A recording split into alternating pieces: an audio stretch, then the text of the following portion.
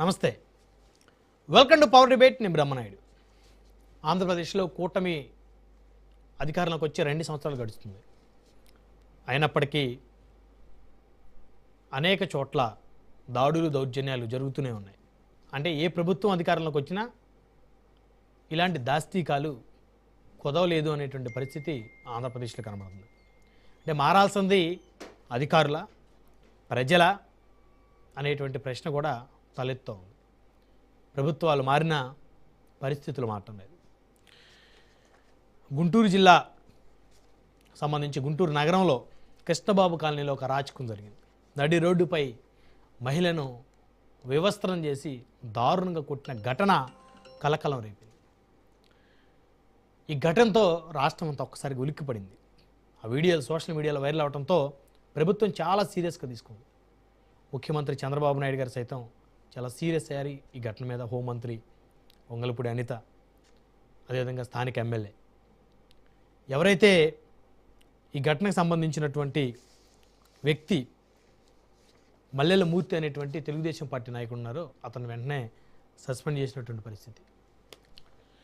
అయితే ఈ కేసుకు సంబంధించి 9 మందిని ఇప్పటికి పోలీసులు అరెస్ట్ చేశారు. ఒక చిన్న వివాదం, తొలుత బాధితురాలు కేసు పెట్టినప్పటికీ పట్టించుకోలేదని, ఆ తర్వాత మళ్ళీ ఈ ఘటన చిలికి గాలివానలా మారి ఆవిడ వ్యవస్థరం చేసి దారుణంగా కొట్టేటువంటి పరిస్థితికి వచ్చింది. ఈ ఘటనకు సంబంధించి పోలీసుల మీద కూడా వేటు పడింది.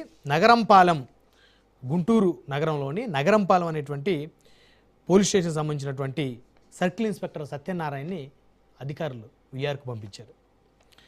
చాలా దారుణమైనటువంటి సంఘటన.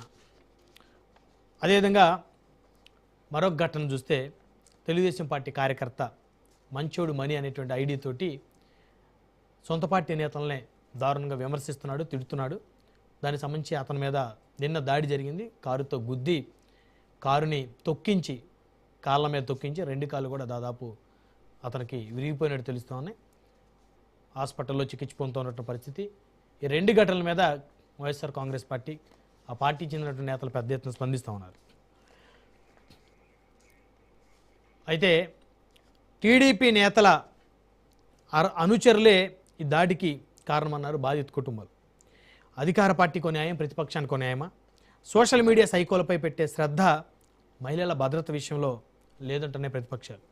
కూటమి వచ్చాకే రాష్ట్రంలో దాడులు పెరిగిపోయాయంటుంది వైఎస్ఆర్ కాంగ్రెస్ పార్టీ. ఈ అంశాలను చర్చిద్దాం. ఇదే వాళ్ళ పవర్ డిబేట్. దాడులు, అకృత్యాలు. ఇక ముందుగా ఈ డిబేట్లో మనతో పాల్గొంటున్నారు కీర్తన గారు, జనసేన పార్టీ అధికార ప్రతినిధి, మనతో జూమ్ కాల్లో జాయిన్ అవుతున్నారు. అదేవిధంగా మంచా మల్లేశ్వరి గారు, వైఎస్ఆర్ కాంగ్రెస్ పార్టీ నుంచి, వారు కూడా మనతో జూమ్ కాల్లో జాయిన్ అవుతున్నారు.